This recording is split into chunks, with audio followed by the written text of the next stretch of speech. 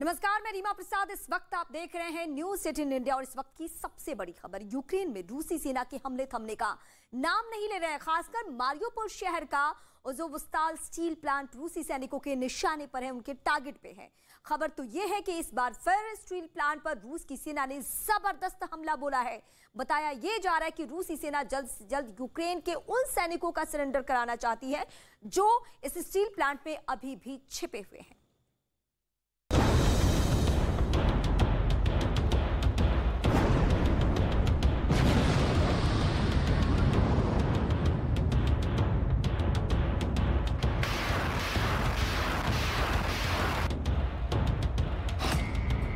Steel plant पर रूस का प्रचंड वार। रॉकेट के हमलों से कांप उठा मारियोपोल शहर।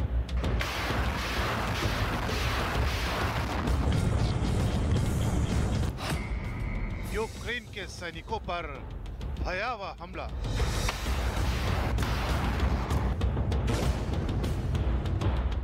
यूक्रेन में चल रही जंग लगातार भीषण होती जा रही है।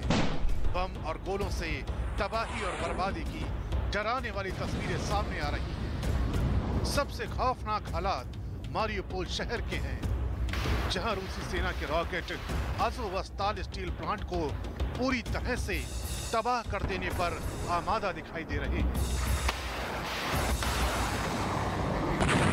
जंग की शुरुआत से ही मारियोपोल टैंकों और गोलों की मार झेल रहा है। बावजूद इसके रूसी सेना के हमले थमने की बजाय इस शहर पर और तेज हो चुके हैं। दावा किया जा रहा है कि अज़ोवस्ताल स्टील प्लांट में अभी भी यूक्रेन के कई सैनिक छिपे हुए हैं। इन सभी सैनिकों को घुटनों के बल लाने के लिए रूसी सेना ने अपने हमलों को और तेज कर दिया है।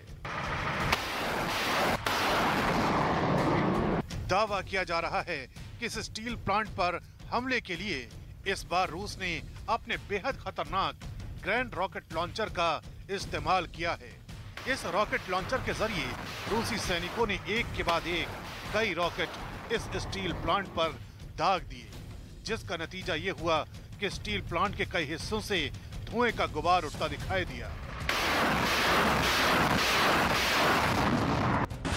रूसी सेना के ये हमले यूं ही नहीं रुके। एक बार फिर ग्रैंड रॉकेट लॉन्चर ने मोर्चा संभाला और स्टील प्लांट पर जोरदार हमला बोल दिया। रूसी सेना के इस ताबड़तोड़ हमले से पूरा मारियोपोल शहर थर्रा उठा। इतना ही नहीं, रॉकेट के धमाके रह रहकर शहर में सुनाई देते रहे। बावजूद इसके यूक्रेन के सैनिक अज़ोवस्ताल स्टील प्लांट से बाहर नहीं निकले। दरअसल यूक्रेन के इन सैनिकों को रूसी सेना ने करीब 2 हफ्ते पहले हथियार डाल देने की चेतावनी जारी की थी, क्योंकि इस स्टील प्लांट को छोड़कर रूसी सेना शहर के बाकी हिस्से पर कब्जे का ऐलान कर चुकी थी। इस दौरान यूक्रेन के जिन सैनिकों की जान पर बन आई, वो अज़ोवस्ताल स्टील प्लांट में छिप गए थे। बस उसके बाद से ही रूसी सेना और उनके साथ मिलकर जंग लड़ रहे चेचन लड़ाकों ने अज़ोवस्ताल स्टील प्लांट को घेर लिया। चेचन कमांडर रमजान कादिरफ ने तो यूक्रेन के सैनिकों को साफ चेतावनी दे दी थी कि वो हथियार डाल दे या फिर मरने के लिए तैयार हो जाए।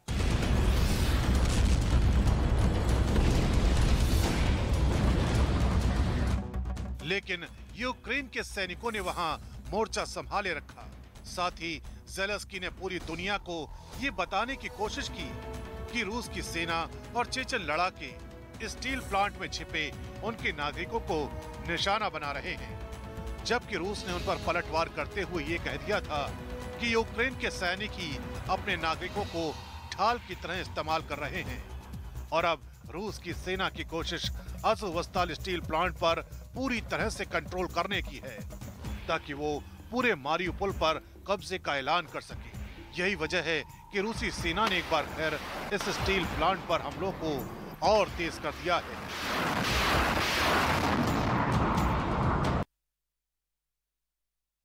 पिछले 70 दिन से चल रहे रूस और यूक्रेन युद्ध में दोनों देशों की तरफ से बड़े नुकसान का दावा किया जा रहा है। यूक्रेन ने दावा यह किया है कि महायुद्ध में रूस के 24,200 सैनिकों की मौत हुई है।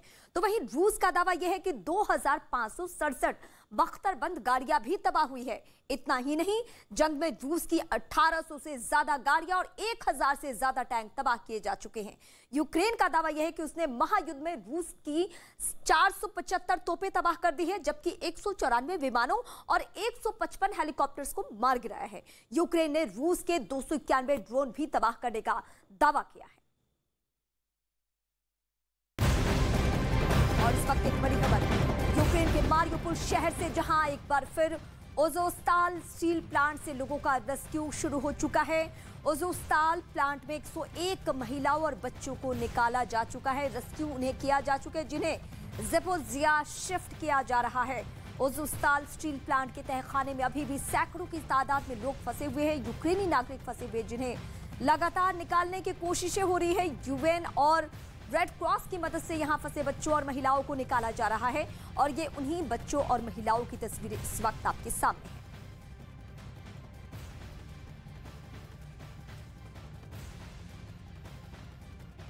और अब बात करते हैं ज़ेलेंस्की के कटप्पा की, जिन्होंने रूस के 10